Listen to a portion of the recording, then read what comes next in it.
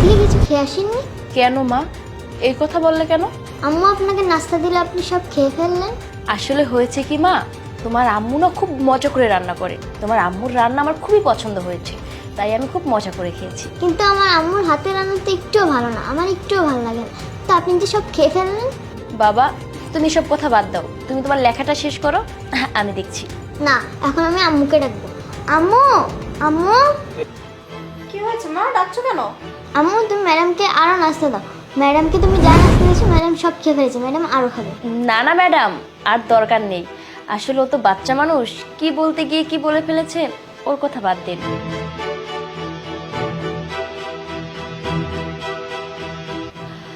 আচ্ছা মা আইজা, তোমাকে আমি যে হোমওয়ার্কগুলো দিয়েছি ওগুলো তুমি শেষ করো, আমি কালকে এসে দেখবো। আচ্ছা ম্যাডাম।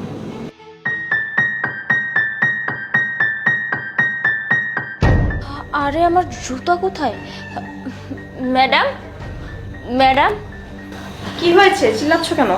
দরজার সামনে আমার জুতা রাখা ছিল, এখন জুতোটা খুঁজে পাচ্ছি না। আমি এখন খালি পায়ে বাসায় যাব কিভাবে? জুতা জোড়া মানে কেমন জুতা? কি জুতা, কি কালার? ম্যাডাম, ওই যে নীল রঙের একজোড়া পন্স।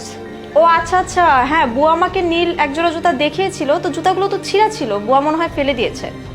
ম্যাডাম, এই জুতো ছাড়া তো আমার আর কোনো জুতো নেই, তাহলে আমি কি পরবো? কিভাবে যে খালি পায়ে বাসায় যাবো আমি তো সেটাই বুঝতে পারছি না। বাসায় যাব কিভাবে? কি ব্যাপার, কি হয়েছে? গেটটা এভাবে খোলা হয়েছে কি? আরে বলো না, ম্যাডাম হচ্ছে জুতা পরে আসছিল, তো আমাদের বুয়া ওনার জুতাগুলো ছিঁড়া দেখে ফেলে দিয়েছে, এখন সেটার জন্য ম্যাডাম কান্নাকাটি শুরু করে দিই। বুয়াকে একবার জিজ্ঞেস করবে না জুতাটা কার? যেহেতু আমাদের বাড়ির গেটের সামনে আছে, জুতাটা নিশ্চয়ই কারো না কারো। তাছাড়া উনি এখন এই অবস্থায় বাড়ি যাবে কি করে?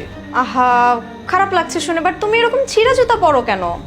আচ্ছা যাই হোক, আরেকটা কথা শোনো, কালকে কিন্তু আমার বাচ্চার বার্থডে, খুব বড় করে পার্টি হবে, তুমি একটু ভালো ড্রেস ভালো গেটআপে এসো, হ্যাঁ আমাদের পার্টিতে জয়েন করো।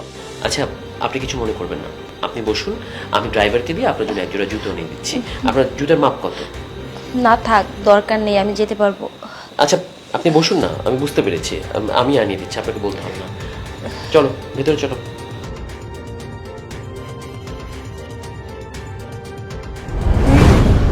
কি ব্যাপার, তুমি এখানে? ম্যাডাম, আপনি তো আমাকে কালকে আসতে বলছিলেন আপনার মেয়ের জন্মদিনের পার্টিতে যাওয়ার জন্য। ও আচ্ছা হ্যাঁ, আমি তো ভুলেই গিয়েছিলাম যে আমার মেয়ের বার্থডে পার্টিতে তোমাকে ইনভাইট করেছি। কিন্তু তুমি এটা কি ড্রেস পরে এসেছো? তোমাকে তো আমি বলেছিলাম একটু ভালো ড্রেস পরে আসতে, ভালো একটা গেটআপে আসতে। এটা কি কোনো মানে ড্রেসের কি অবস্থা? এই অবস্থায় তুমি আমার মেয়ের বার্থডে পার্টিতে যাবে? আসলে ম্যাডাম, এটাই আমার সব থেকে দামি পোশাক। এইটা কিভাবে তোমার দামি ড্রেস হতে পারে? তুমি তো প্রতিদিন এই ড্রেসটা পরে ওকে পড়াতে আসো। আর আমার একটা ইমেজ আছে, তোমাকে এই অবস্থায় যদি আমি আমার মেয়ের বার্থডে পার্টিতে নিয়ে যাই, আমার ইমেজ খারাপ হয়ে যাবে। তুমি কি জানো আমার মেয়ের বার্থডে পার্টি কোথায় হচ্ছে? লা মেরিডিয়ানে হচ্ছে। এটা বাংলাদেশের সবচেয়ে বড় একটা রেস্টুরেন্ট। ওখানে তুমি যেভাবে যাবা, তোমাকে তো দারোয়ানই ঢুকতে দিবে না। আমি তোমাকে কিভাবে আমাদের সাথে নিয়ে যাই বলো তো? আর তার চেয়েও বড় কথা হচ্ছে, তোমাকে না হয় আমি আমার বাসার কাজের মেয়ে বলে নিয়েই গেলাম, কিন্তু ওখানে কেউ যদি ভুল করেও জানতে পারে যে তুমি আমার মেয়েকে পড়াও, তাহলে আমার মেয়ের ইমেজটা কোথায় যাবে? আর আমার ইমেজটা কোথায় যাবে বলো? আর তার চেয়েও বড় কথা হচ্ছে, তুমি আমার মেয়েকে প্রতিদিন একই জামা পরে পড়াতে আসো, আমি তোমাকে কিছু বলি না, কিন্তু আজকে ওর বার্থডে, একটা পার্টিতে তুমি যাবে, সেখানেও তুমি সেম ড্রেস পরে আসছো। না না, আমি এটা কিছুতেই মানতে পারতেছি না, আমি তোমাকে এই অবস্থায় নিয়ে যেতে পারবো না। মা, ম্যাডাম কিভাবে বলো না? ম্যাডাম যদি চলে যায় তাহলে ম্যাডাম নাস্তা খাবে কোথায়? ম্যাডাম তো এখানেই নাস্তা খায়।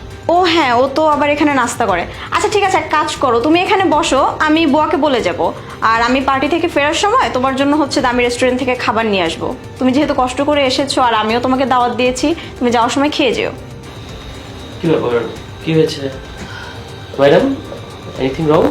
আসলে স্যার, সমস্যাটা আমি, কারণ ম্যাডাম আমাকে দামি পোশাক পরে আপনাদের মেয়ের জন্মদিনের পার্টিতে আসতে বলেছিল, কিন্তু ওই যে গরিব মানুষ, দামি ড্রেস আপ কেনার সামর্থ্য আমার নেই।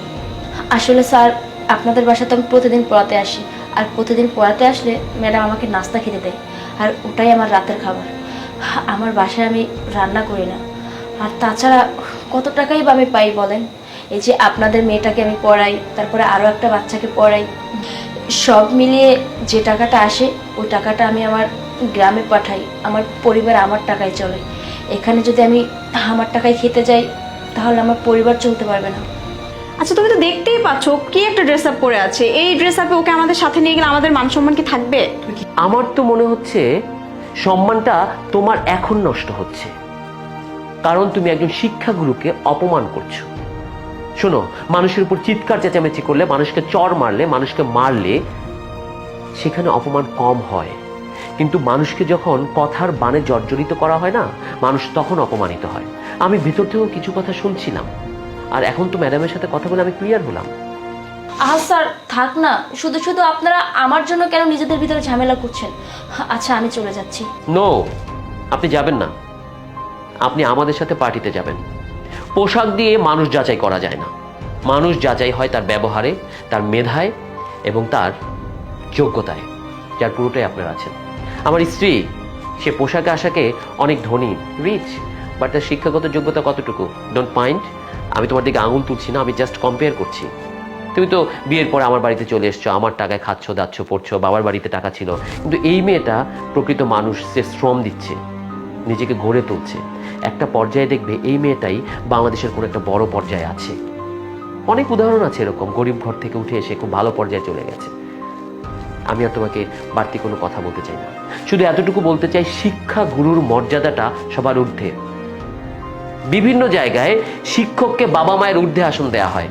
বাবা মা তো জন্মদান করেন, কিন্তু শিক্ষক ছাত্রছাত্রীকে গড়ে তোলেন, সঠিক শিক্ষাটা দেন। তাই যদি তোমার ভিতর মনুষ্যত্ব থাকে না, ব্যাপারটা বোঝার চেষ্টা করো এবং ওনাকে সরি বলো। না, তুমি ঠিকই বলেছো, আসলে আমারই বোঝার ভুল ছিল। আই এম এক্সট্রিমলি সরি, তুমি কিছু মনে করো না প্লিজ, আমার ভুল হয়ে গেছে। নেক্সট টাইম আর কখনো এমন হবে না, এবং তুমি আমাদের সাথেই পার্টিতে যাবে। যোগ্য মানুষের অনুধাবন। তুমি তোমার ব্যাপারটা বুঝতে পেরেছো। আর ম্যাডাম, আমিও সরি, কারণ আপনি আমার বাচ্চাকে লেখাপড়া করাচ্ছেন এবং আপনি খুব মেধাবী, আমার বাচ্চার রেজাল্ট খুবই ভালো হচ্ছে। আর আম সরি, এক্সট্রিমলি সরি, আপনি আমাদের সাথেই যাচ্ছেন। আর নেক্সট টাইম থেকে যদি আপনার কখনো কোনো প্রয়োজন হয়, আপনি আমার কাছে চাইবেন, বড় ভাই হিসেবে চাইবেন, আমি আপনাকে হেল্প করব। চলুন, চলো চলো, আসো।